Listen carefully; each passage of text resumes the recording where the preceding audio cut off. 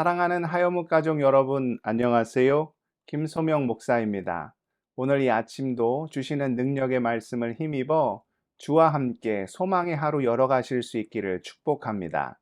이 시간 본문은 열왕기상 12장 6절과 7절입니다. 르호보암 왕이 그의 아버지 솔로몬의 생전에 그 앞에 모셨던 노인들과 의논하여 이르되 너희는 어떻게 충고하여 이 백성에게 대답하게 하겠느냐. 대답하여 이르되 왕이 만일 오늘 이 백성을 섬기는 자가 되어 그들을 섬기고 좋은 말로 대답하여 이르시면 그들이 영원히 왕의 종이 되리이다 하나. 아멘. 가지 많은 나무에 바람 잘 날 없다는 말이 있듯 여러 사람이 모여 있는 공동체는 언제나 시끄러울 수밖에 없습니다. 사람은 모두 각자의 생각을 가지고 있지요. 10사람이 모이면 10가지 생각, 100사람이 모이면 100가지 생각이 존재하는 것이 너무나도 당연한 일입니다. 이렇게 다양한 생각들로 인해 혼란에 빠지지 않고 오히려 시너지 효과를 내며 더 큰 하나를 이룰 수 있도록 공동체는 질서를 만들고 전체를 이끌어갈 리더를 세웁니다. 그러하기에 리더에게 있어서 가장 우선시 되어야 할 덕목이 바로 듣는 마음입니다. 듣는 귀가 있어야 구성원들을 제대로 섬기며 건강한 공동체를 세워 나갈 수 있기 때문이죠. 그래서 옛날 왕이 다스리던 시대를 보면 신문고라는 제도가 존재하기도 하였습니다. 궁궐 앞에 북을 설치하여 언제든 억울한 일을 당한 사람이 생기면 그것을 임금에게 알리도록 하였지요. 또 암행어사라는 제도도 존재하였습니다. 임금은 가장 신뢰하는 신하 중에 암행어사를 임명하여 임금이 직접 갈 수 없는 지방을 순회하도록 하였지요. 혹여 탐관오리 등으로 인하여 백성들이 억울한 일을 당하게 되는 경우 암행어사는 임금의 명령인 어명을 받은 자로서 그 문제를 공명정대하게 해결하였습니다. 그래서 옛날 사극을 보면 백성들이 관아에서 사또나 벼슬아치 등에게 부당한 일을 당할 때 어떤 장면이 나옵니까? 암행어사 출도요 하면서 마치 슈퍼맨처럼 암행어사가 짜잔하고 나타나 모든 억울한 일들을 해결하지요. 어진 임금, 훌륭한 리더일수록 이런 백성들의 목소리를 들을 수 있는 다양한 제도를 운영하였습니다. 오늘 말씀에 보면 솔로몬이 세상을 떠난 후 그의 아들 르호보암이 왕이 된 이야기가 나옵니다. 솔로몬은 말년에 하나님의 뜻을 떠나 우상 숭배하며 여호와 하나님 앞에서 온갖 가증한 일들을 행하였지요. 하나님께서는 그런 솔로몬을 향하여 무서운 심판의 음성을 들려주셨고 12지파 중 10개 지파를 다스릴 새로운 지도자 여로보암을 세우셨습니다. 그럼 솔로몬은 그것이 하나님의 무서운 징계임을 깨닫고 뉘우치고 회개함으로 다시금 주님의 음성에 귀를 기울여야 했지요. 그런데 반성하기는커녕 오히려 여로보암을 죽이려 하였고 여로보암은 하는 수 없이 애굽으로 피신하게 되었습니다. 솔로몬이 죽음을 맞이한 이후 그의 아들 르호보암이 이스라엘의 새로운 왕이 되었을 때 북쪽의 10개 지파 사람들은 여로보암을 데리고 와서 자신의 대표로 삼고 그를 통하여 새로운 왕에게 자신들의 요구 조건을 전달하였습니다. 그 내용이 오늘 본문 4절에 나오지요.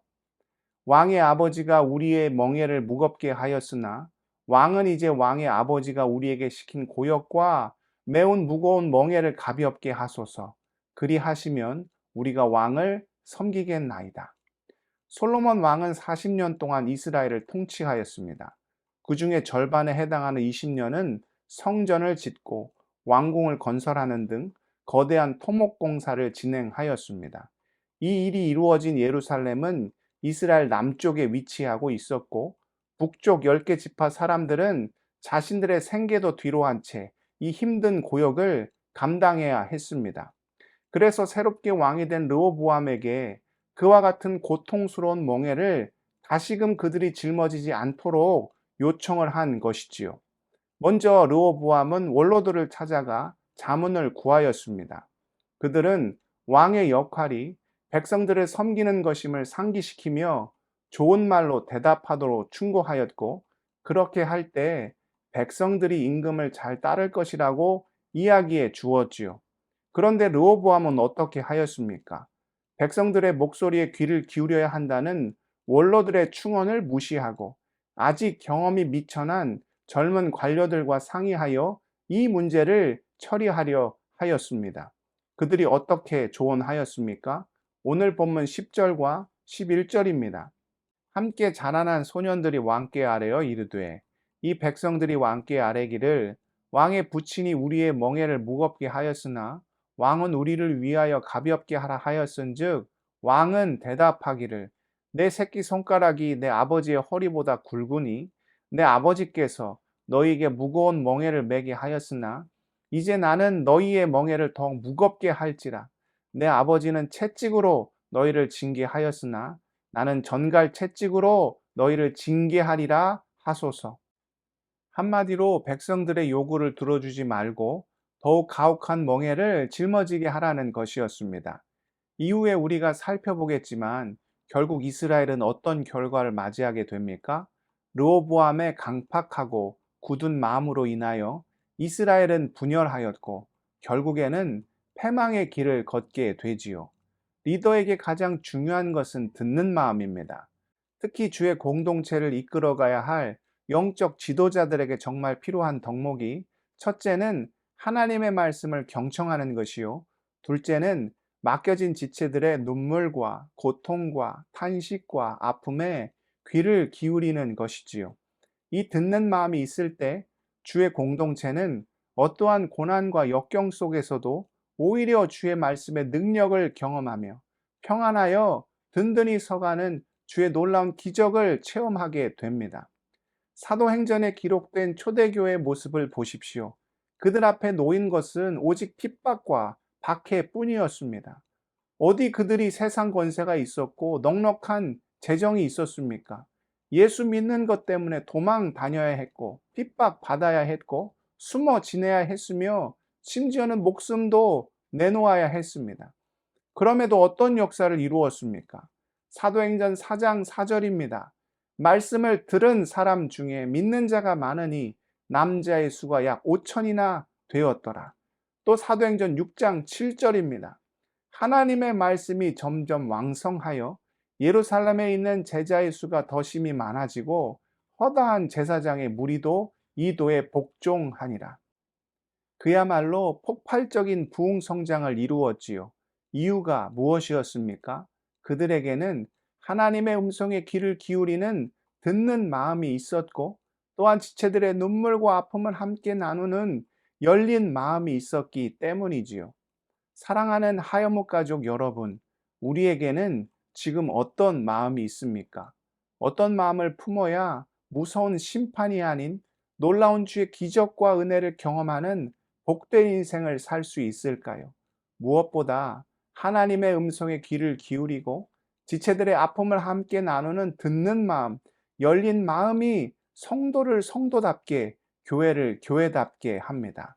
오늘 주신 말씀을 통하여 이 귀한 마음을 품어 주의 놀라운 은혜를 누리며 생명의 길을 걸어가는 우리 모든 믿음의 지체들 다 되실 수 있기를 축복합니다. 기도하시겠습니다. 사랑의 하나님, 우리는 어떠한 마음으로 주님 앞에 서 있습니까? 주의 말씀에 귀를 기울이는 듣는 마음과 지체의 눈물과 아픔을 함께하는 열린 마음이 우리에게 있습니까? 오 주여, 오늘 주신 말씀을 통하여 이 귀한 마음을 품게 하시고 주의 십자가의 길을 생명의 길을 걸어가는 모든 믿음의 지체들 다 될 수 있도록 우리를 붙잡아 주시옵소서. 무엇보다 우리 하얀목 지체들의 모든 아픔과 슬픔과 처지와 형편을 주님께 온전히 아뢰입니다. 오 주여, 그 능력의 손, 보혈의 손, 권능의 손, 십자가의 손으로 우리의 삶과 아픔과 인생을 어루만져 주셔서 아버지의 탄식과 절망이 아닌 감사와 찬양이 우리 삶 가운데 넘치게 하시고 오직 주님 바라보며 주의 은혜만을 사모하며 주님과 함께 모든 것 감당하며 나아갈 수 있도록 아버지 함께하여 주시고 온전히 붙잡아 주시옵소서. 오늘 하루의 삶도 주님께 올려드리오며 존귀하신 예수 그리스도의 이름으로 간절히 기도드리옵나이다. 아멘.